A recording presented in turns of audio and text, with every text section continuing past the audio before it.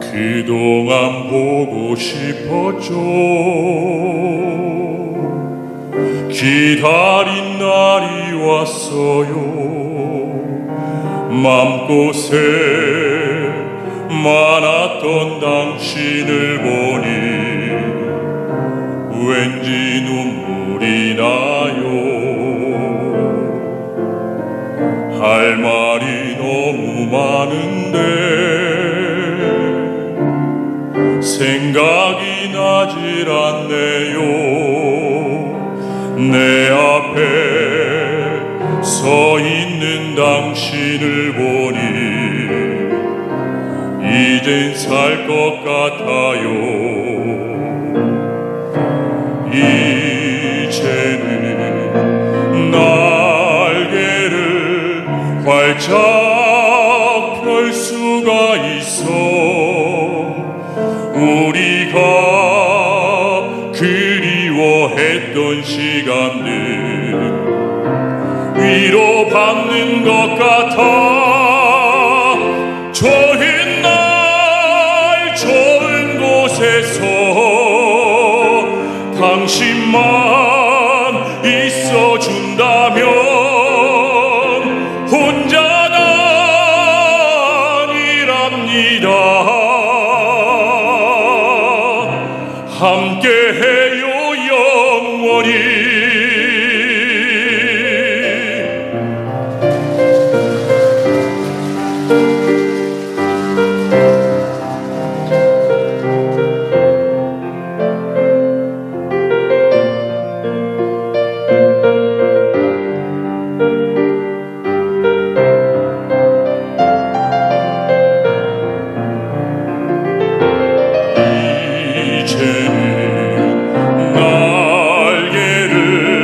활짝 펼 수가 있어.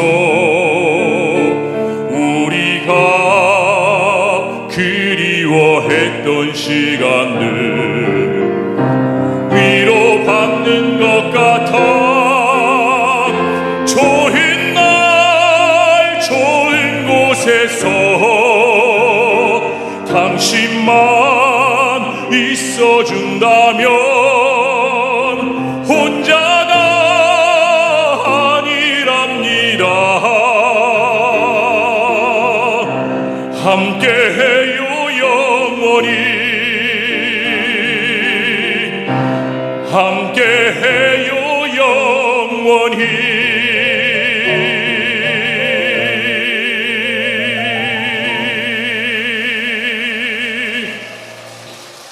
저 소개받은 조갑제라고 합니다.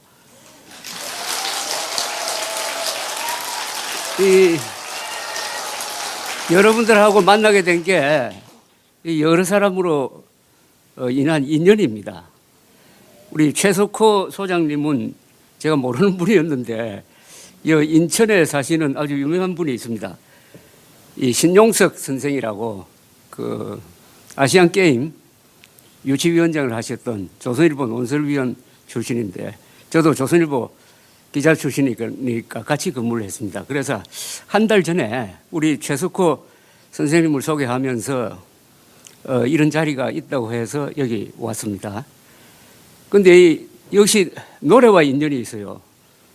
이 신용석 선생 부친이 신태범 선생인데 인천의 아주 터줏대감이죠. 그 의사를 하신 분이고 신태범 선생의 부친은 우리나라 최초의 선장입니다. 신순성이죠 아마. 신순성, 신태범, 신용석. 이 신태범 의사님은 이 인천에서 나온 가장 유명한 노래가 뭔지 아십니까? 인천 사람이 만든 가장 유명한 노래. 그리운 금강산입니다. 최영섭 작곡, 한상혁 작사. 그래서 이 최영섭 선생하고 한상혁 신태범 이런 분들이 서로 자주 만나고 또 어떤 자리도 마련하고 해서 그 노래가 나왔다고 한 몇 년 전에 그런 발표회가 있었습니다. 그리고 이 신용석 선생의 외삼촌이 있습니다. 바로 아까 조금 소개되어 있던데 그분이 바로 위키리라는 가수입니다. 위키리 가수의 어머니는 아주 유명한 화가입니다. 어떻게 보면 파리에서 활동했던 최초의 한국인 화가라고 볼 수 있는데 돌아가셨습니다. 이성자 화백입니다. 그 최석호 소장께서 한국 현대사와 이 대중음악의 발전을 이렇게 설명하는데 제가 앉아서 들어보니까 참 배운 게 많았습니다. 마지막이 뭡니까? 그 10월의 어느 멋진 날이죠. 김동규 편곡인데 그 10월의 어느 멋진 날은 결혼식 때 제일 많이 부른 노래 아닙니까? 10월의 어느 멋진 날하고 You Raise Me Up. 그런데 이 두 곡은 같은 작곡가에서 나온 거죠. 시크릿 가든이라고 두 사람이 만든 건데 그런데 아는 체 한다면은 10월의 어느 멋진 날은 그 원곡이 뭐냐면은 10월이 아니고 봄입니다. 봄. 세레나데 투 스프링입니다. 그런데 결혼식 이야기가 나왔으니까 말씀인데 결혼식 때 절대 안 불러야 하는 노래가 하나 있습니다. 그런데 우리나라 사람들 자주 불러요. 그게 오데니보이입니다. 오데니보이는 아일랜드 사람들이 장례식 때 부르는 노래입니다. 오늘 노래를 매개를 해가지고 여기 여러분들하고 모여서 뭐 그냥 편한 대로 이야기하겠습니다. 그냥 잡담한다고 보시면 돼요. 그 소재는 황영웅 가수인데 저는 이 황영웅 가수가 없었으면 이 자리에서 여러분들과 이런 대화도 없었을 겁니다. 그죠? 또 제가 이런 책도 쓸 리가 없습니다. 저는 해방둥입니다. 만으로는 벌써 80입니다. 1945년 저는 부산에서 살았지만 사실은 일본에서 낳고 그 다음에 저 고향인 경상북도 청송으로 돌아왔습니다. 그런데 제가 1971년부터 기자 생활을 했습니다. 그러니까 벌써 54년째입니다. 요 사이도 계속 제가 취재를 해가지고 조갑제닷컴에 글도 쓰고 조갑제 TV로 방송도 하고 월간조선에 글도 쓰고 하는 그런 현역 기자로 뛰고 있습니다. 아마도 현역 기자로 뛰고 있는 언론인으로서는 제가 나이가 제일 많은 게 아닌가 하는 생각이 듭니다. 그런데 저에 대해서 흥미 계신 분들은 알아보시려면 나무 위키에 들어가서 조갑제 치면 나옵니다. 그런데 굉장히 길어요.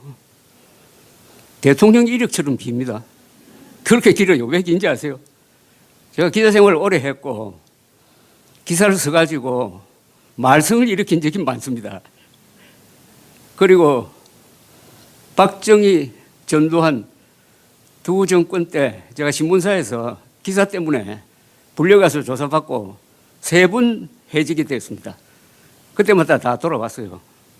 그런데 요 사이는 저를 쫓아내었던 박정희, 전두환 두 사람을 변호하는 글을 또는 책을 많이 쓰고 있습니다. 특히 박정희 대통령 전기를 13권짜리 전기를 썼습니다. 그러다 보니까 저희 전공은 한국 현대사로 알려져 있습니다. 한국 현대사의 중요한 사건, 한국 현대사의 중요한 사건이면 부마 사태 11.6, 12.12, 5.18 광주 사태 또는 뭐 수도 없이 많죠. 아웅산 테러, 뭐 6.29 선언 등등등등. 여기에 대해서는 제가 다 취재를 하고 또 책도 한 권씩 쓰다가 보니까 제가 쓴 책이 지금 몇 권이 되는지 자꾸 묻는 사람이 있는데 제가 잘 몰라요. 아마 70권은 될 것 같습니다. 그런데 왜 황영웅 가수에 관심을 가졌느냐 하면은 제가 비록 노래는 잘 못하지만은 노래를 참 좋아합니다. 그래서 저는 어떻게 보면은 후천적으로 약간 음치에 가까워 있어요. 제가 음치로 살고 있는 분들을 취재한 적이 있어요. 정확하게 말하면 우리 부하 기자 보고 취재를 하라 했더니 음치가 왜 되느냐. 요새는 이 노래방 때문에 음치가 거의 없어졌습니다. 그죠?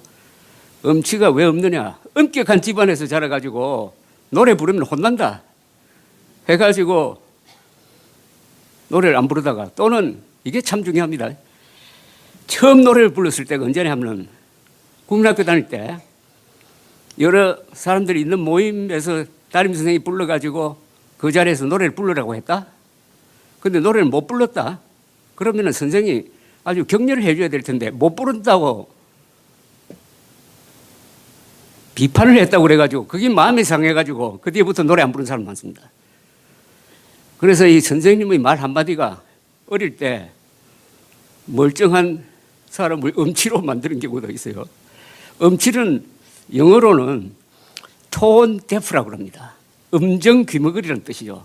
그런데 우리나라에서 음치를 뭐라고 하는지 아세요? 음치. 우리나라에서는 음치라고 안 합니다. 옛날 분들이 귀명창이라고 했어요. 왜 귀명창이라고 했겠습니까? 음치일수록 노래에 대한 욕망이 강해가지고 귀는 뚫려 있다 이겁니다. 그래서 귀명창이라 불렀어요. 저도 귀명창에 속합니다. 귀명창. 그런데 우리나라 사람들이 참 그 여유라 그럴까요? 유머러스한 감각이 대단합니다.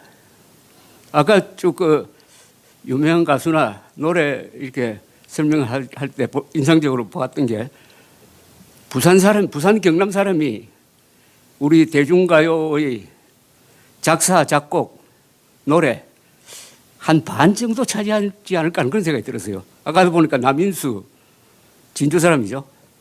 또 현인은 부산 사람입니다. 저는 경상북도에서 자랐고 나중에 학교를 부산에서 다녀서 그래서 경상북도 사람하고 경상남도 사람의 차이를 제가 잘 알아요. 우리나라에서 가수가 제일 많이 나오는 데는 압도적으로 부산 경남입니다. 부산 경남권에서 나온 유명한 가수 뭐 여러분들 다 잘 아시죠? 나훈아, 현인, 황영웅 또 뭡니까? 서른도, 정훈이, 박시춘, 정풍송, 아까 그 남인수, 이재호, 아까 보니까 저 동백 아가씨, 한산도, 배경호 작곡, 한산도 작사. 그런데 경북은 별로 없어요. 여러분 대구 경북 출신 가수 알아요? 최근에 그 미스터 트롯의 이찬원 씨인가? 그분 대구 맞죠? 그 다음 별로 없습니다. 제가 기억하로는 우리 세대에서 기억하는 도미라는 가수가 있었어요. 아마 모르실 겁니다. 도미. 그 다음에 저음으로 그 빨간 구두 아가씨를 부른 남미래. 왜 이렇게 차이가 나느냐? 같은 경상도인데 이 경북은 전통적인 그런 가부장적인 이런 전통이 강하니까 노래를 함부로 못 부른다 이거죠. 그 분위기가.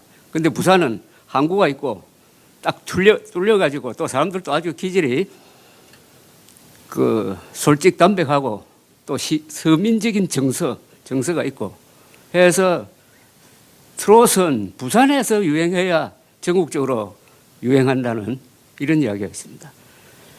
아까 그 정훈이 씨는 아까 나오진 않았습니다만은 이 살다가 보면은 어떤 노래와 이렇게 깊은 인연을 갖게 되는 경우가 많은데 저에게는 정훈이가 부른 안개란 노래입니다. 안개란 노래가 나온 게 1967년 아마 정훈이 씨가 10대 후반일 거예요. 저는 그때 공군 사병으로 고지 레이더 사이트에서 근무를 하고 있었습니다. 점심때만 되면은 노래가 나와요. 그런데 우리 부대에서는 판이 하나밖에 없었어요. 계속 정훈이 안개만 듣고 살았습니다. 제가 계산해 보니까 아마 1000번 이상 들었을 거라.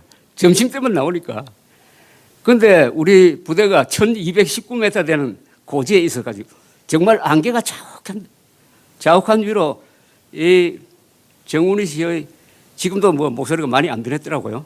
아주 청아한 목소리로 안개가 나오는데 안개 위로 안개가 나오는데 그 장면을 아주 잊을 수가 없습니다. 요사이 유튜브를 검색해 보니까 정서주라는 또 아주 굉장한 가수 한 사람 나타나죠. 정서주. 미스 트롯 3에서 우승을 했는데 16살. 이 아가씨도 부산입니다. 그 정훈이, 정서주 같이 둘이가 부르는 듀엣으로 부르는 안개가 들어보니까 아주 근사했습니다.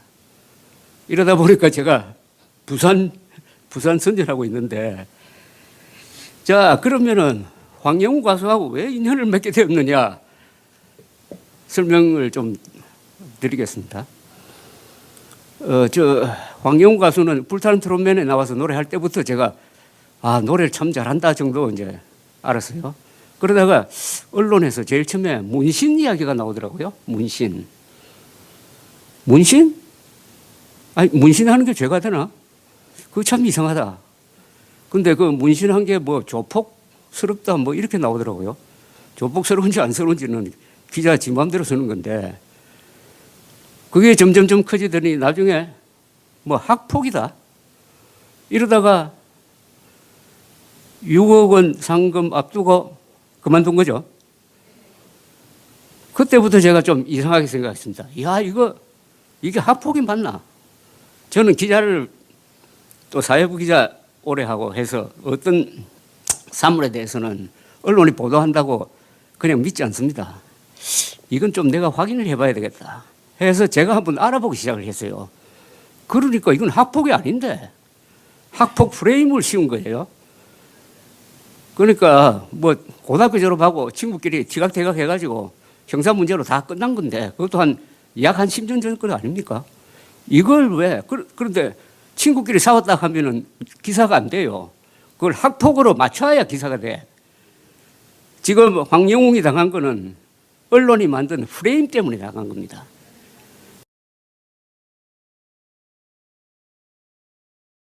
그냥 친구끼리 싸우다가 뭐 벌금 내고 화해했다. 끝이에요, 그냥. 그게 무슨 뉴스가 됩니까? 그런데 그걸 학폭으로 연결시켜야 돼요. 학폭으로 연결시키면 기사가 커지거든. 그런데 무리하게 학폭으로 하려니까 실화탐사대 그 MBC 그 고약한 프로를 보니까 취재하는 애들이 취재하는 그걸 기자라고 불러야 될지 참 어디까지 찾아가느냐 하면 중학교까지 찾아가더라고요. 중학교 선생 붙들고 뭐 어쩌고 하니까 선생이 퉁명스럽게 대답하고 하던데, 그리고 고등학교 때 폭력 학폭이라고 하려면은 그게 기록이 있어야 돼요. 맞은 사람이 학폭이라고 해서 됩니까? 그것은 공적인 기록이 있어야지. 그러니까 경찰 기록이라든지 잡혀가서 뭐 취조를 받았다든지 아니면 학교에서 정학 처분을 받든지 무기 정학을 받든지 그렇게 해야 되는 것 아닙니까? 그 기록 없어요. 서로 뭐 괴롭히고 한 거 그거야 뭐 있을 수가 있죠. 뭐. 저도 학교 다닐 때 괴롭히고 싸움하고 때리고 다 청소년기 때는 그런 걸 거치는 거 아닙니까? 청소년기의 방황이라는 것은 나중에 그 사람이 성장하는데 어떤 점에서는 아주 좋은 경험도 됩니다. 청소년기를 모범적으로 살았다고 해가지고 그 인생이 성공하는 게 아니고, 청소년기 때는 좀 잘못하고 방황하고 하더라도 그걸 딛고 인격적으로 성숙하는 게 이게 보통 사람들이 사는 방식 아닙니까? 그런데 그 청소년기 때의 일을 가지고 이렇게 문제를 삼다 이겁니다. 이야, 이건 너무하다. 그런데 저는 기자 생활 50몇 년 하면서도 한국 언론에 대해서 굉장히 비판적인 시각을 갖고 있습니다. 심하게 말할 때는 이 정치인보다도 언론이 더 나쁘다. 요사이도 마찬가지고. 그런데 이 한국 언론은 무슨 권력을 잡은 건 아닌데 특권을 누리고 있어요. 세계 어떤 언론인보다도, 세계 어떤 기자들보다도 한국의 기자들이 실력에 비해서 너무 많은 권한을 행사하고 있습니다. 그 언론계에 50년 동안 반세기 이상 몸을 담은 제가 그렇게 이야기해야 되는 게 좀 서글픈데, 다만 저는 기자 생활 50몇 년 하면서 기자의 정도를 걸어가려고 노력을 했고, 그건 언론계 안에서도 알아주니까 제가 기자를 비판하면은 최소한 저에 대해서 비판하는 사람은 없어요. 그건 어떻게 보면 저희 특권입니다. 그래서 그 뒤부터 황영웅을 비판하는 언론을 제가 비판하기 시작했습니다. 지금도 기억되는 게 아주 고약한 제목, 이런 제목이 있었어요. 정과자 황영웅 갱생 실패. 이야, 이런 명예훼손과 인격 말살이 어디 있느냐. 아니, 어떤 사람 앞에 정과자라고 붙이려면 우리나라 국민들 한 30%가 정과자입니다. 국회의원 30% 이상이 정과자예요. 그럼 어느 국회의원 앞에다가 항상 정과자 어느 의원 이렇게 붙여야 이게 공평한 거 아닙니까? 그리고 갱생 실패라는 게 이게 말이 되느냐. 인간이라는 것은 항상 잘못한 걸 뉘우치고 다시 일어나고 하는 존재인데 갱생 실패라고 그러면은 29밖에 안 되는 황영웅이 앞으로 영원히 재기불능이라는 이야기냐. 이런 악담을 하는 게 도대체 이게 언론이라고 볼 수 있느냐. 그래서 제가 말을 하나 만들어냈습니다. 제가 이 황영웅 이야기를 쓰면서 말을 하나 만들었는데 이걸 조금 더 유행시켜야 될 것 같아요. 그게 뭐냐면 은폭입니다. 이 책에 은폭이란 말이 많이 나옵니다. 은폭은 뭐냐? 언론폭력이다 이거죠. 은폭. 학폭보다 더 나쁜 게 은폭입니다. 황영웅에 관한 하는 학폭은 존재하지 않아요. 은폭. 언론이 폭력적으로 황영웅이라는 한 힘없는 금방 무대에 오르기 시작한 힘없는 가수를 전 언론이 그것도 문신 가지고 합쳐가지고 비판한다. 그래서 제가 은폭이라는 프레임을 하나 만들었으니까 앞으로 이건 여러분들이 언론으로부터 피해를 당하면 그 말을 많이 쓰십시오. 은폭. 그런데 또 다른 현상이 하나 생기기 시작했습니다. 이 황영웅 가수를 좋아하는 사람들이 뭉치기 시작하더라고요. 아마 여기 계시는 분들 맞죠? 그래서 우리나라 이 예술 문화계에 어떤 스타나 가수가 전 언론으로부터 두들겨 맞고 쓰러졌을 때 모이기 시작하고 일으키려고 하는 그런 사람들이 과거에도 있었을까 하는 생각이 들었어요. 잘 나갈 때 팬으로 모이는 거는 그거 뭐 당연지사인데 쓰러져 가지고 이 끝장났다고 보는 사람을 살리기 위해서 왜 이렇게 모였느냐. 그런데 결국 그게 성공했지 않습니까? 작년에 이제 복귀해가지고 2차례 공연도 하고 그래서 저는 황영웅 신드롬이란 말을 쓰려고 하는데 황영웅 신드롬은 우리나라 문화예술계에서 특이한 사건입니다. 한 가수가 이렇게 많은 언론으로부터 이렇게 두들겨 맞고도 재기할 수 있었다. 그것도 화려하게 재기할 수 있었다 하는 것은 획기적인 사건입니다. 아마 최초의 사건이 아닌가 생각이 듭니다. 그럼 그게 어디서 나왔느냐? 그런데 그런 기적적인 재기의 힘이 어디서 나왔겠느냐? 이걸 좀 설명을 드리려고 하는데 여러분은 어떻게 생각하십니까? 어떻게 해서 황영웅 가수가 재기했다고 생각하십니까? 모성애. 그렇죠. 뭐 원래 잘 되는 거는 어느 한글로 설명할 수가 없습니다. 그죠? 여러 가지로 설명할 수 있는데 제가 보기에는 황영웅 가수의 노래죠. 노래. 예. 노래 못 부르는 사람이 억울하게 당하면은 그 누가 동정하지 않을 겁니다. 그죠? 노래 잘 부르는 사람이 노래를 기가 막히게 부르는 사람이 어떻게 보면은 가창력에서 현재 한국 가수 중에서 뭐 많은 사람이 최고라고 하는 사람이 있어요. 최고라고 하는 사람. 노래 하나만 보면은 최고라고 하는 가수가 얼토당토 않는 누명을 쓰고 쓰러지니까 그 가수에 대한 인간적 동정심도 있고 그 노래가 아깝고 해가지고 여러분들이 뭉친 거 아닙니까? 예. 그래서 그런 사람은 천재입니다. 천재. 제가 이 책에서 몇 번 썼는데 천재는 원래 약한 사람이에요. 천재는 어떤 존재냐? 그 사람이 음악의 천재든 미술의 천재든 그 사람들은 하나에 집중하는 사람입니다.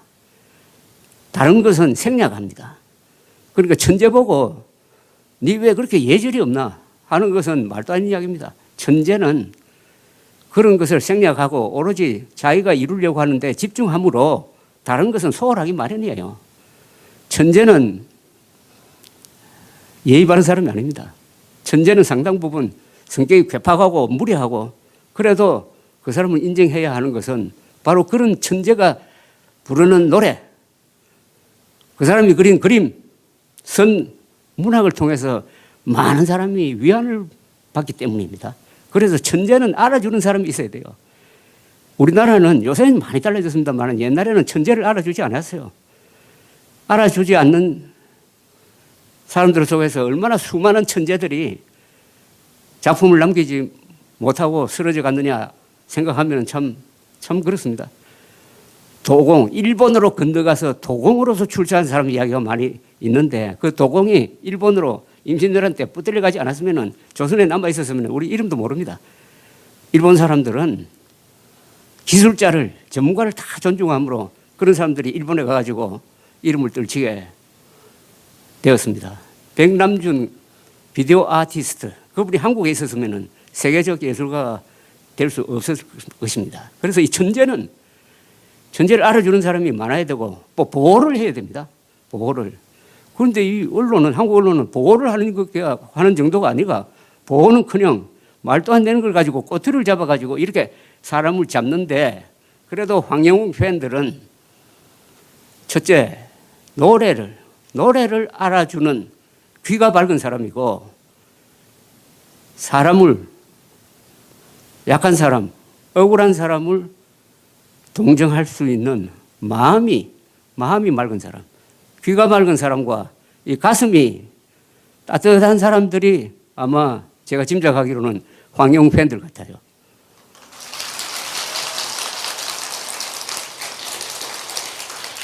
그래서 지금 패러다이스 팬클럽, 저는 기자니까 저는 팬이 돼 본 적이 없어요. 기자는 팬이 될 수 없는 사람이에요. 기자는 항상 시시비비를 가려요. 근데 패러다이스 팬클럽이 무럭무럭 자라는 그런 이야기를 들었는데 지금 회원이 한 6만 됩니까? 6만 넘었어요? 6만. 하여튼 굉장합니다. 그죠? 어떤 점에서 굉장하냐 하면은 아까 말씀드렸던 대로 잘 나갈 때 생긴 팬클럽이 아니라 넘어졌을 때, 쓰러졌을 때, 매 맞고 있을 때 모였다는 점에서 제가 콘서트에 가서 만나보니까 오늘 또 그런 느낌을 받았습니다만은 이 황영웅 팬클럽이 수준이 굉장히 높더라고요. 그런 분들이니까. 그리고 또 가보면은 무슨 아주 동지적 유대 관계라고 그럴까요? 그리고 매너가 참 좋더라고요, 매너. 저도 콘서트를 몇 번 갔어요. 처음 작년에 겨울 콘서트 할 때는 그때 제가 유럽에 있는 딸 집에 가서 가지는 못했고 우리 딸이 대신 갔다 와서 저한테 전해주는 이야기를 들었습니다. 그리고 이번에 뭡니까? 봄날의 고백입니까? 거기 때는 3분 갔습니다. 수원, 두 번째는 여기 5월 초에 올림픽 홀, 세 번째는 창원, 3번 갔는데 다 좋았어요. 저도 감탄을 했습니다. 나이 30에 저 정도로 무대 장악력이 있고 노래 잘 부르는 건 다 알겠는데 3시간 동안 말을 어떻게 저렇게 잘할까? 노래 잘하는 사람이 말 잘하기 힘들거든. 그런데 노래도 잘하고 말도 잘한다. 그거 대단합니다. 나는 황영웅은 한 번도 만나본 적도 없고 악수해 본 적도 없어요. 그런데 객관적으로 기자적 관찰로 한다면 대단해요, 능력이. 저렇게 말을 잘할 수가 없다. 3시간 동안 혼자서 진행하는데 말 실수가 없더라고요. 그건 특별한 무슨 내공이 있는 것 같아요. 말 잘하는 사람이 보통 책을 많이 읽은 사람입니다. 그리고 친구가 많아요. 그래야 어휘력이 발달합니다. 나이 30에 저 정도의 어휘력을 구사한다는 게 저는 노래 잘하는 것과는 별도로 굉장히 감탄하고 있습니다. 그리고 유머가 있고 또 사람이 무대 위에 마이크 잡으면 우쭐하게 마련이에요. 그래서 말을 좀 실수를 하는 경우가 많습니다. 또 과장하는데 그게 없더라고. 그걸 뭐냐 하면 자기 통제력이 있다는 거죠. 그런 점에서 참 훌륭한 엔터테이너를 우리나라가 갖게 된 겁니다. 뭐 좋은 가수, 훌륭한 가수를 갖는 것은 훌륭한 문학가, 훌륭한 음악가, 훌륭한 정치인, 훌륭한 기업인을 갖는 것하고 똑같습니다. 그러니까 황영웅이라는 가수를 죽이지 않고 여러분들이 살리셔가지고 그 황영웅으로 해서 뭐 이런 모임도 이루어지고 위안을 받는다는 것은 그게 얼마나 행복한 겁니까? 그러려면 이 가수를 위해줘야 됩니다. 좋은 가수를 가지는 것은 근사한 금강산이라든지 뭐 설악산이라든지 근사한 경치를 가지는 거와 똑같다 이겁니다. 그런데 이런 천재를 골라가면서 괴롭히는 자들이 있어요. 이건 천벌받아야 됩니다. 제가 이 천벌이라는 말 잘 안 씁니다.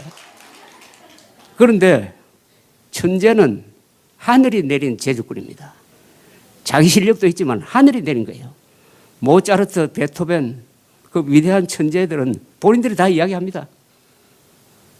이건 내 손으로 작곡이 되는 게 아니라 신께서 하나님께서 나를 시켜서 이렇게 작곡 부리는 것 같다. 이런 고백을 합니다. 천재는 하늘과 통하는 사람이에요. 영혼에서. 그런 천재를 키워주지는 못할 망정 구박하는 자는 반드시 천벌을 받아야 됩니다.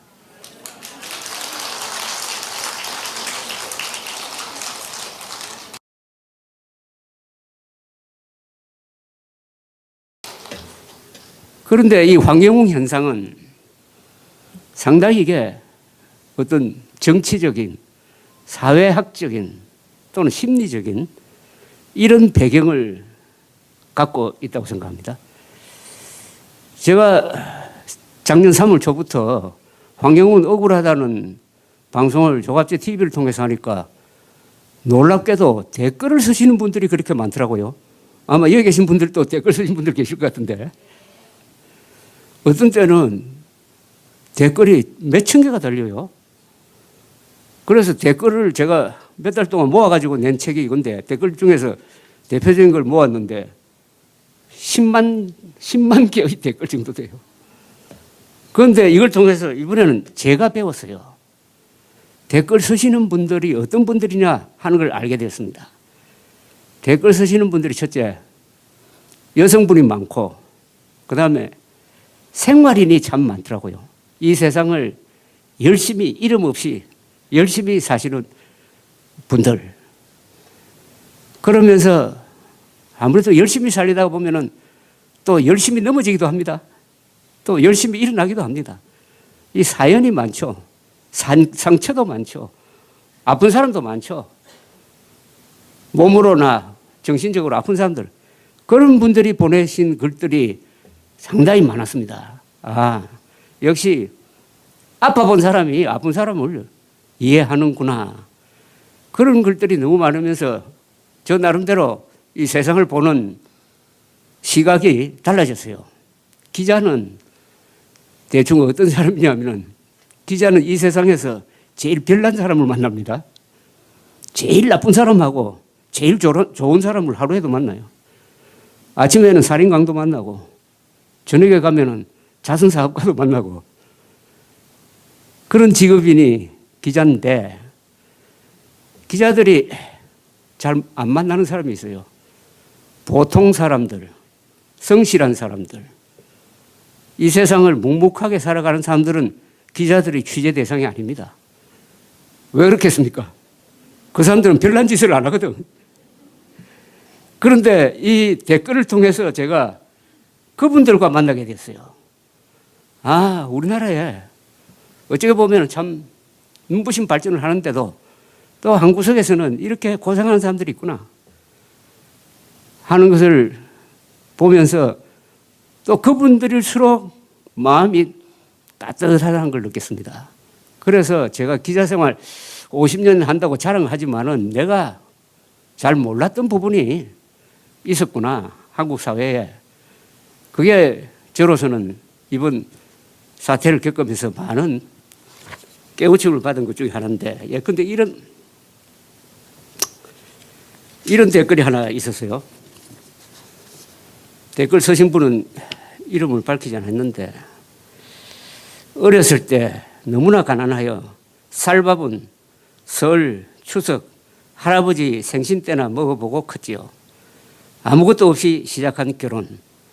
그저 안 먹고 안 입고 당장 숨 넘어가는 것 아니면은 돈 안 쓰기로 하고 10년을 저축해서 좀 큰 돈을 모아서 사업의 사자도 모르면서 사업을 시작해서 1년도 안 되어서 다 털어먹고 빚만 동그랗게 짊어지고 아이들 남매를 초등학교를 4군데씩이나 전학을 시키고 중고등학교 다니는 아이들과 9평 영구 임대해서 10년이 넘게 살고, 우리의 삶은 정말 처절 그 자체였어요.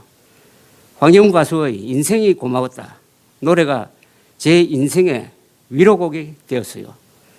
제 나이 70이 되었네요. 굽이굽이 눈물이 많은 삶이었어요. 아들 결혼시키고 한창 재롱 부리던 3살짜리 손녀를 하늘나라 먼저 보내고, 아들이 삶의 끈을 놓으려고 몸부림치는 모습을 지켜봐야 하는 애미는 매일 가슴 속에 불덩어리를 안고 살았지요. 신압으로 10여 년의 세월이 흘러 이제 아픔에 굳은 살이 박혀서 그냥 살고 있는데, 어느 날 명문대에 나온 딸아이 외국에서 직장생활 잘하고 있더니 노숙자가 되고 머리를 이상하게 자르고 완전 거지가 되어 집에 왔어요. 너무나 놀라서 정신과에 데리고 갔더니 조현병이라고. 정말 몸이 부들부들 떨렸어요. 차라리 외상이면 얼마나 좋을까요? 40대 중반인 딸아이 인생 눈물만 납니다. 이래도 인생이 고마웠다고 내가 나를 위로하면서 눈물바람을 하고 살고 있어요. 한 세상 살기가 왜 이렇게 힘이 드는지요. 나만 이런가요? 뭐 이런 이 글은 좀 제가 받은 글 중에서 상당히 좀 이렇게 고생 많이 하신 분이 보내신 글인데, 이런 하소연 글이 많고 또 대부분은 희망적이고 이런 글인데, 이런 글도 하나 받았어요.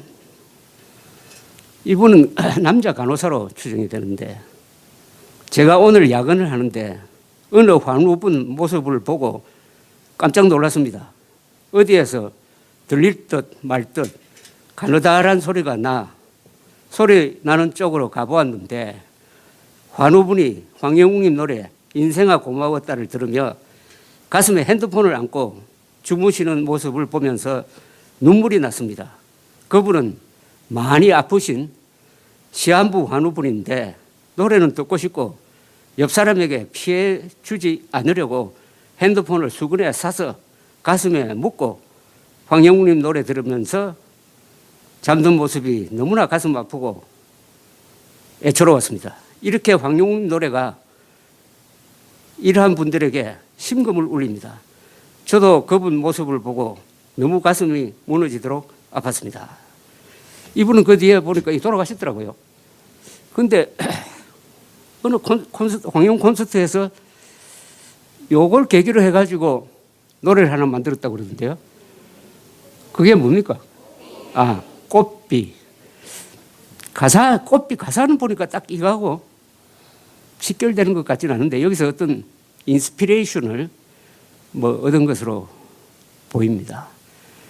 그것 말고도 정말 이거는 훌륭한 논문이 될 만한 걸 또 보내주시고 아주 긴 글을 해서 이 10만 통의 이 댓글이야말로 이 착한 한국인, 세상을 성실하게 사는 한국인, 따뜻한 한국인, 한국인의 정서 중에서 가장 좋은 면을 대표한 분들이 황영웅 가수를 그 노래를 매개로 해가지고 저와 한 1년 동안 교류를 했다.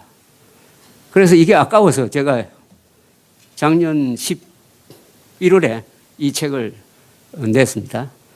그러니까 복귀했다는 게 한다는 게 확인되고 나서 낸 책이었습니다. 여기에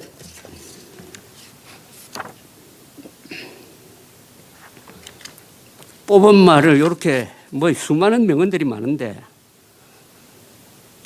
주옥과 같은 댓글 편지들 해가지고 몇 개 뽑았습니다. 선생님 말씀 맞습니다. 자유민주 사회를 사는 국민은 가수의 노래를 들을 자격이 있습니다. 가수 노래 듣기 싫으면 안 들으면 되지. 저한테는 황영웅 님이 제 생명의 은인입니다. 그래서 제가 살아있는 한 황영웅을 지키기로 결심했어요. 황영웅은 저의 막내 아들입니다. 이 황영웅 노래를 듣고 우울증을 치료했다는 사람도 있고 암투병을 잘하고 있다는 그런 사람들이 의외로 많았어요. 저는 이 부분은 별도로 의사들이 한번 연구를 해보면 좋겠다는 생각이 들었습니다. 그걸 치유력, 황영웅 노래가 가지고 있는 게 두 가지인데 하나는 선한 영향력, 즉 많은 사람들의 마음을 어루만져주고 사람을 착하게 만드는, 그 다음에 그보다 훨씬 더 치유력도 있는 것 같다고 생각합니다. 선생님 덕분에 드디어 오늘 같은 날이 오는군요. 우리 황영웅 가수가 대구 정모에 내려온다니 새벽부터 마음이 설레 일찍 일어나 가수님 노래를 듣고 우리 가수님 영접에 두둥실 마음이 들떠 얼마나 행복하고 즐거운지 몰라요. 이렇게 세상 살맛을 느끼게 하는 가수는 생전 처음이랍니다. 힘차면서도 부드러운 중저음으로 빛깔과 호흡을 마치 첼로 현위를 오가듯이 조화롭게 자유자재로 조절해가며 깊은 몰입 속에서 혼신을 다하여 부르는 노래가 놀라웠습니다. 제가 존경하고 아주 친근하게 지내는 허공, 석별, 웨딩드레스 같은 이런 명곡을 많이 작곡하신 정풍성 선생은 목소리는 황영웅 목소리가 최고라 그러더라고요. 그러면서 가수는 역시 목소리다 그럽니다. 가수는 역시 목소리다. 타고난다는 이야기죠. 그래서 황영웅 가수 노래를 계기로 해가지고 우리 정풍성 선생하고 가요 무대를 진행하는 김동건 아나운서 저 이렇게 셋이 모여가지고 그럼 목소리로 치면은 우리나라에서 최고가 누구냐 하고 한참 토론을 한 적이 있습니다. 옛날로 거슬러 오면은 배호, 그다음 남인수, 현인, 이미자 씨, 패티김, 그다음에 황영웅. 여기 임명웅이라는 이름을 왜 안 넣느냐고 하는 분들이 계실 것 같은데 저는 임명웅 씨가 노래 참 잘 부른다고 생각합니다. 황영웅도 잘 불러요. 그러나 스타일이 좀 다르죠. 제가 이런 비교를 한번 해본 적이 있어요. 노래 좋아하는 기자들 네 사람이 모여가지고 황영웅 노래, 임명웅 노래 같이 들어보면서 한번 비교를 해보라 그랬더니 대충 의견을 종합하니까 이렇더라고요. 그 여자의 일생 또는 그 뭡니까 아내에게 바친 노래를 듣더니 정리를 하면은 제가 이 기자들이 잘 따지는 사람들이니까 임영웅 노래를 들으면은 아주 노래를 정확하게 부른다. 그리고 아주 프로페셔널하게 부른다. 무대에 서가지고 저 멀찌감치 노래 부르는 거 굉장히 안정되어 있고 황영웅 노래는 어떠냐? 바로 곁에서 부르는 것 같다. 그러니까 1대1로 불러주는 것 같다. 저음이 풍부하고 강력하다. 등등 이런 이야기를 하면서 임명웅, 황영웅 두 사람이 아마 본명이죠. 예명이 아니죠. 그 참 부모가 자신 있게 지은 이름 같아요. 그런 엄청난 이름을 지으면은 잘못하면 그 이름에 눌려가지고 사람이 망가지는 수도 있어요. 그 이름이 너무 크면은. 이 이름에 큰 대자 쓰면은 출세하는 사람도 있지만은 좀, 근데 영웅이라는 이름을 지은 거 보니까 뭔가 있구나 하는 생각이 들었습니다. 그러니까 동시대에 임명웅, 황영웅 같은 가수를 같이 가진다는 건 참 좋아요.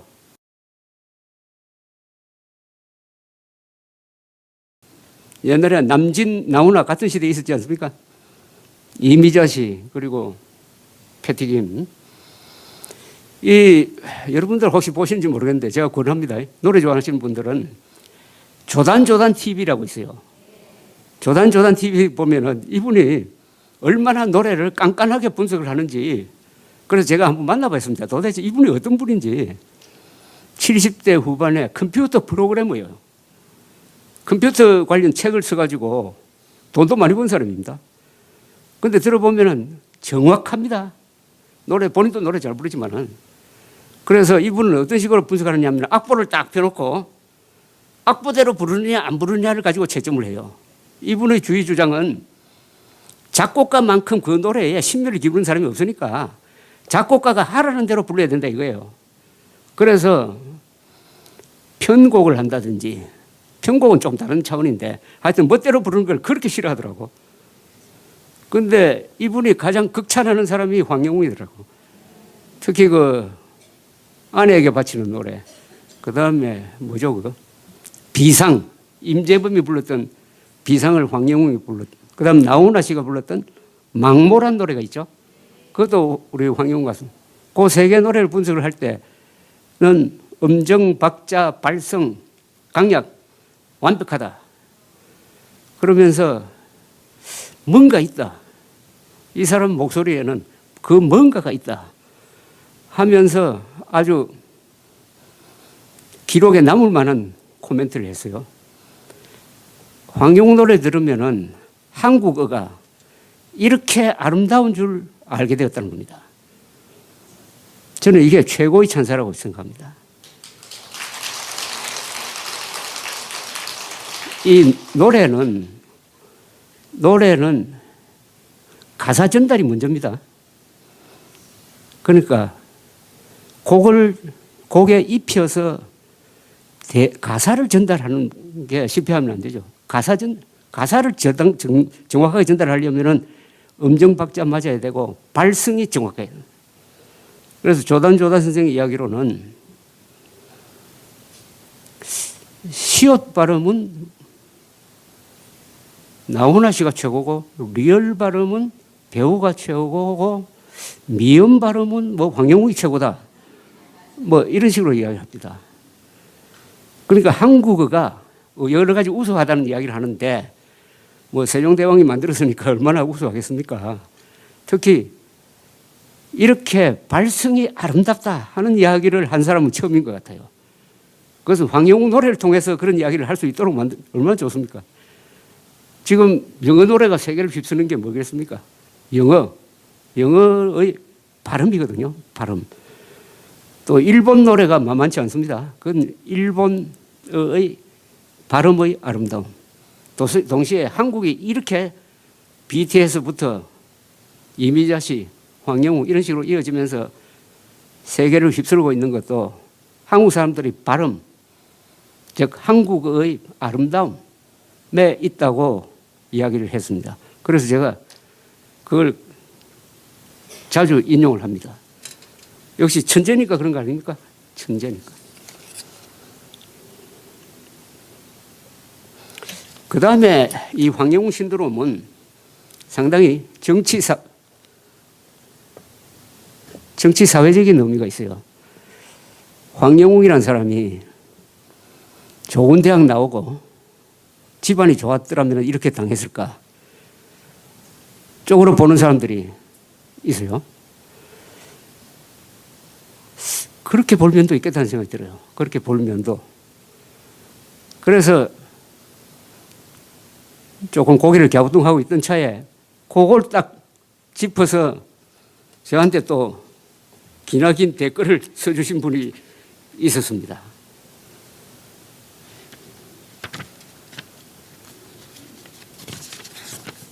그래서 이런 글은 읽고 있으면은 뭔가 제가 공부가 되는 걸 느꼈어요. 그 글을 쓰신 분이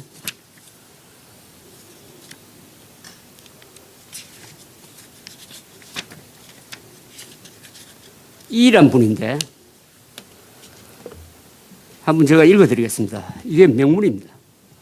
저는 주필님께 불타는 트롯맨 듀엣 비나리를 한번 봐주십시오 하고 감히 청합니다. 두 사람이 같이 서 있는 사진은 시사하는 바가 크다고 봅니다. 한쪽은 한국 최고 학벌과 모든 것을 갖춘 분이고 황영우 가수는 공장에서 일하던 배움도 짧고 가진 거라고는 타고난 재주 하나밖에 없는 사람입니다. 이 두 사람은 한국 사회에서 이 경연 무대가 아니었다면 서로 만날 일이 전혀 없었을 겁니다. 이 사회는 지금 학벌, 빈부, 부모 찬스 하다못해 키와 외모로까지 사람을 줄 세우고 있습니다. 말씀하신 대로 아무것도 없는 황영우 가수는 언론에서 만만하게 봤습니다. 공돌이고 흙수저이죠. 언론에서는 기울어진 운동장에 분노한다면서도 황영우 씨와 같은 사람에게는 너무 쉽게 돌을 던지고 있습니다. 황영우 씨가 학벌, 부와 부모 찬스까지 모든 걸 가졌다면 언론에서 이리도 잔인하게 물어뜯을 수 있을까요? 22세 상방폭행 사건 이후 각성하고 6년간 자숙하며 열심히 공장에서 일했습니다. 황영우 씨 인생의 전환점이라고 봅니다. 그 6년간 공장에서 열심히 일한 시간은 아무도 말해주지 않고 그 전의 잘못만 갖고 과도하게 매도하고 있습니다. 누가 봐도 만만하니까요. 평평한 운동장을 원한다면 언론에서부터 자극적인 한 줌 기사가 아니라 냉정한 사실 보도를 해서야 옳았습니다. 그 형편에 50만 원의 벌금과 합의금은 굉장히 무거운 벌이었을 것이라 생각합니다. 그 사건 이후 소위 말해 철이 들어 열심히 살려고 하는 재주가 탁월한 사람입니다. 사회에서 교화의 목적이 있다면 그에게 기회를 주어야 합니다. 끝으로 주필님과 같이 저도 빈지게 황영우 씨의 노래를 더 좋아합니다.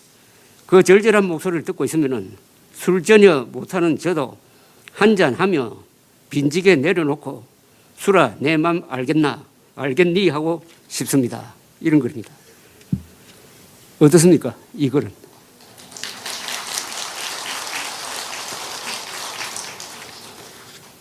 제가 이 기자 생활을 하면서 제일 기쁠 때가 있습니다. 좋은 글을 읽을 때입니다.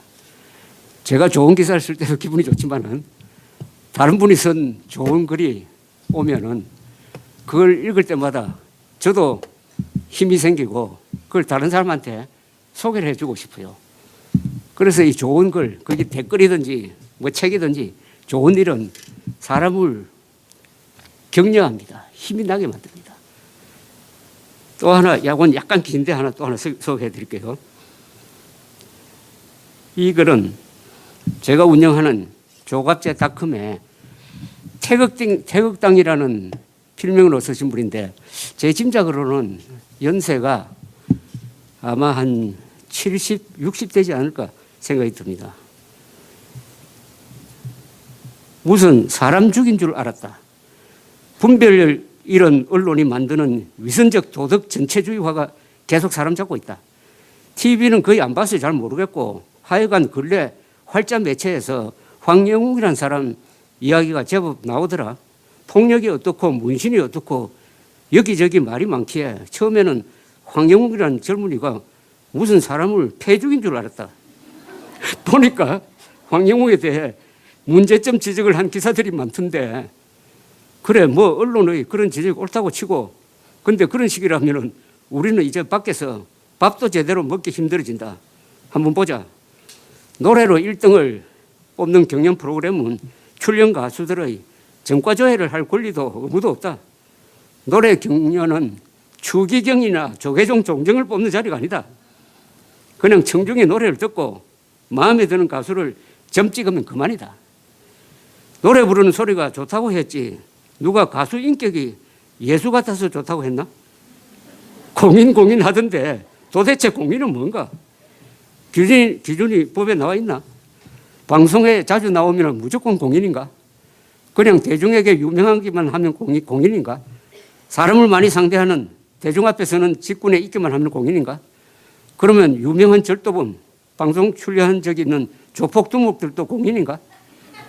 유명한 식당 주방장도 공인인가? 좀 못난 놈이 TV에 나오면 안 되나? 내가 보기 싫은 자가 TV에 나오면 채널을 돌리면 된다. 힘 있는 자들이 내가 싫어한다고 사람을 TV에 못 나오게 두들겨 패는 세상은 곧 김정은 세상이 된다. 일정한 과오에 대한 진심 어린 반성은 당사자가 하는 것이고 그것은 그 사람의 인격, 양심 문제이지 노래 부르는 조건은 아니다. 과오에 대해 정말로 반성을 했는지 안 했는지는 당사자가 아니면 알 수 없는 일이고 어떤 이가 TV에 나와서 안 되는 것인지는 현재 범법자인가 아닌가 하는 점과 방송국 입장에서 시청률에 아무 도움이 안 되는 자인가에 달려있는 것이지 여론을 선동할 힘을 가진 자들의 입맛에 달린 문제가 아니다. 공중파는 결국 우리 모두의 것이지 힘센 사람, 도덕군자들의 전유물은 아니다. 듣기 싫은 노래에 채널 돌릴 권한과 자유가 있듯이 내가 좋아하는 노래 들을 권리도 있는 것이다. 대중 앞에 나서는 사람, 나서는 다른 일과는 달리 방송 출연이라는 신성한 것이라 치자. 그래서 그런데 나와서 노래를 불러서는 안 되는 정도의 사람이 출연해 문제가 됐다면 그런 사람을 끌어내지 못하고 방송에 내보낸 무능한 방송사가 더 잘못이지 가수 지망생이 혼자 두들겨 맞아야 하나? 못난 과거를 가진 가수 지망생에게 고도의 도덕성을 필요로 하는 직군에 대한 잣대를 들이대고 대중 앞에서 노래 부르는 일 자체를 막아야 정의가 선다면은 그런 식이면은 과거에 뭐가 났던 사람, 전과가 있는 사람은 대중들이 많이 찾는 유명 식당의 주방장도 해서는 안 되는 거다. 그런 세상이 되면 우리는 어디 밥을 먹으러 가더라도 전과 하나 없고 마음씨 착한 사람이 하는 식당을 찾아서 가야 하고 자동차를 고치더라도 마찬가지여야 한다. 지금 국회의원 중에 전과 있는 사람이 얼마나 많나. 예전에 이미 처벌을 받고 죄값을 치렀던 사면을 받았던 간에 그들도 의원직을 내려놓아야 한다. 청년들 앞에서 작가 행세하는 전 보건복지부 장관 유모 씨는 이른바 서울대 프락치 사건이라고 아무 죄 없는 학생을 심하게 고문 폭행하는 일을 교사한 사람이다. 내란 음모꾼이다 잡혀간 이석기의 반역성은 과거에도 마찬가지였다. 그런 글을 무려 2번 특별 사면식이나 시켜준 사람도 대통령이 되는 판국이다. 요즘 분별력을 잃은 언론이 이상한 사회를 만들고 있다. 동물 보호랍시고 길에 다니는 개, 고양이에게 환장하는 사람들이 그 개, 고양이에게 돼지고기, 소고기로 만들어진 먹이는 아무 생각 없이 먹인다. 이렇게 생각하는 사람들 이야기는 언론이 멀리한다. 길고양이에게 먹이 챙겨주는 일이 선행이라는 이도 있지만은 그 고양이에게 물려 죽는 보종도 많은 것이 현실인데 그런 지적을 하는 언론도 없다. 세상에는 교활한 자, 야비한 자, 흉폭한 자, 교노의 남 등쳐먹는 자 등등 문제 있는 자가 늘리고 늘렸다. 식당에도 옷가게에도 큰 기업에도 그런 자들이 잘하고 있다는 게 아니다. 세상은 원래 불완전한 것이고 그 속에서 우리는 부족한 도덕과 불완전한 법에 따라 살아간다는 소리다. 경멸하는 자의 연설을 듣게 될 때도 있고 밉상인 자의 집에서 국수를 사 먹게 될 때도 있는 것이다. 황영웅이 마음에 든다는 것도 아니요. 그 과거가 충분히 양해할 만하다는 소리도 아니다. 그는 단지 가수이며 다른 여러 사례에 비추어 공평의 관념에 맞게 대해야 한다는 말이다. 사실 황영웅 노래를 들어본 적도 없고 그가 과거에 무슨 일을 했는지는 잘 모른다. 물론 그 피해자는 아직 고통이 있을 것이다. 그걸 감안해도 요즘 황영웅 죽이기는 과도하다. 그래서 언론이 분별력을 가지고 공정하게 법대로 세상을 바라보았으면 하는 것이다. 고양이 밥 주는 사람은 옳다고 하는 식의 전체주의 세상 만들지 말자. 황영웅 노래 좋아하는 사람들이 듣고 싶은 노래 듣도록 좀 놔두란 말이다. 어떻습니까?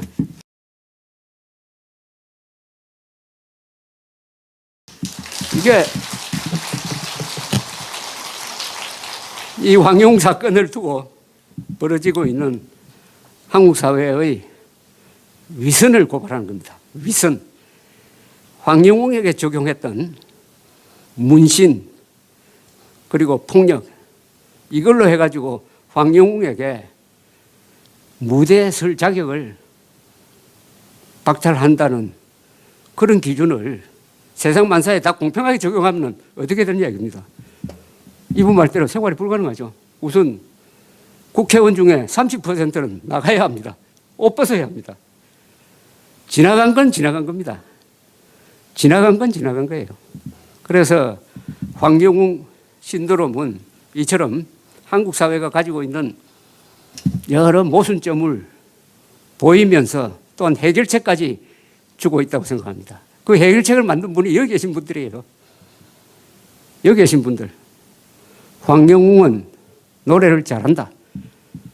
그 노래를 듣고 위안을 받는 사람이 너무나 많다. 아픈 사람, 쓰러진 사람일수록 그렇다. 황영웅 노래를 들으면 마음이 착해진다. 자기만 착해지는 게 아니라 그 선한 영향력을 주변에 확산시킨다. 그런 황영웅에게 과거의 사소한 잘못을 터집 잡아가지고 오늘의 황영웅을 욕하는 것은 그것은 인간 자체에 대한 모독일 뿐만 아니라 많은 한국인들이 누려야 할 행복을 말살하는 것이다.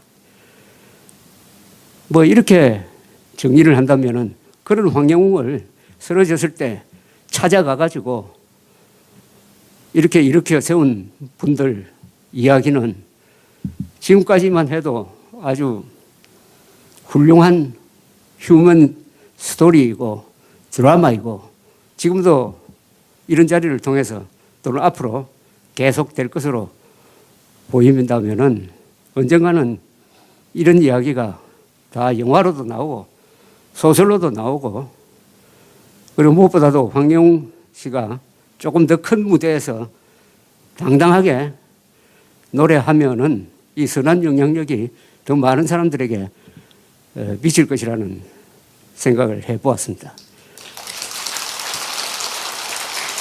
다만 제가 콘서트를 들으면서 이런 건 느꼈어요.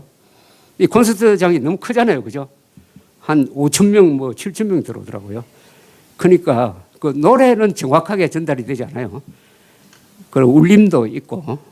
그래서 노래만 집중해서 들으려면은 역시 음반이 가장 좋다는 생각이 들었습니다. 그래서 최근에 뭐 나온다면서요?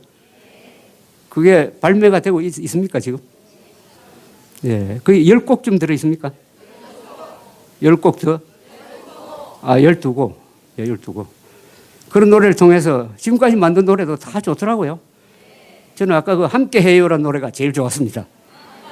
그 가사가 저 노래가 앞으로 더 많이 유행하고 또 새로 만든 노래 중에서 히트곡이 생기고 하면은 여러분들이 바라는 공중파 무대에서 마이크 잡는 거는 그건 뭐 시간 문제라고 생각합니다.